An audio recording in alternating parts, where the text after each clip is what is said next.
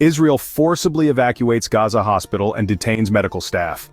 The last major functioning hospital in northern Gaza was forcibly evacuated by the Israeli military on Friday, after dozens of people were reportedly killed in Israeli strikes targeting the area. Medical staff, including the director of the Kamal Adwan Hospital, have also been detained, Gaza health officials said on Saturday. The hospital director, Dr. Hussam Abu Safia, was among the first to report that about 50 people had been killed in Israeli airstrikes targeting the vicinity of the hospital on Friday. The IDF had said it was carrying out an operation in the area, alleging the hospital was a Hamas terrorist stronghold.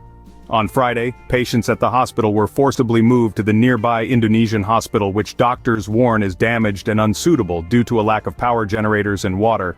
Eid Sabah, head of the nursing department at Kamal Adwan, told the BBC the military had ordered the evacuation around 7 o'clock on Friday, giving the hospital about 15 minutes to move patients and staff into the courtyard. Israeli troops then entered the hospital and removed the remaining patients, he said. The IDF said it had facilitated the secure evacuation of civilians, patients and medical personnel before beginning the operation. Seriously ill patients were moved to the nearby Indonesian hospital, itself evacuated earlier in the week, which medics have described as non-functional. You can't call it a hospital, it's more of a shelter. It's not equipped for patients. Gaza's Deputy Minister of Health, Dr. Abu al-Rish, told the BBC on Friday. Dr. Sabah from Kamal Adwan Hospital said, "It's dangerous because there are patients in the ICU department in a coma and in need of ventilation machines, and moving them will put them in danger." The World Health Organization said the raid has put this last major health facility in North Gaza out of service.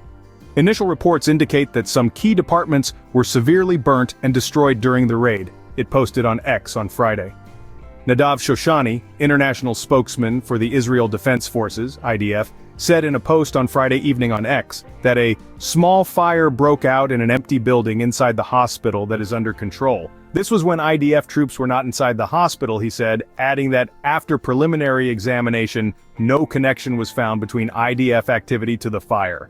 The director of Kamal Adwan Hospital had said on Friday that approximately 50 people had been killed, including 5 medical staff, in a series of Israeli airstrikes targeting the vicinity of the hospital. The statement from Dr. Hussam Abu Safia said a building opposite the hospital was targeted by Israeli warplanes, leading to the death of a pediatrician and a lab technician, as well as their families. He said a third staff member who worked as a maintenance technician was targeted and killed as he rushed to the scene of the first strike.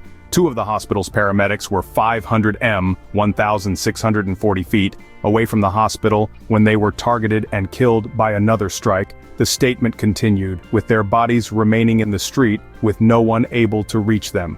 The Israeli military said on Friday morning that it was unaware of strikes in the area of Kamal Adwan Hospital and was looking into the reports that staff had been killed. Kamal Adwan Hospital in Beit Lahia has been under a tightening Israeli blockade, imposed on parts of northern Gaza since October, when the military said it had launched an offensive to stop Hamas from regrouping there.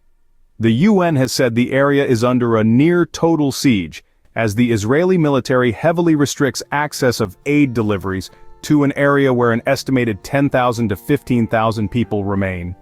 In recent days, the hospital's administrators have issued desperate pleas appealing to be protected, as they say the facility has become a regular target for Israeli shelling and explosives. Oxfam said that attempts by aid agencies to deliver supplies to the area since October had been unsuccessful because of deliberate delays and systematic obstructions by the Israeli military. Thank you for watching Topics on Trend. Go ahead and check out another trending video on our channel here.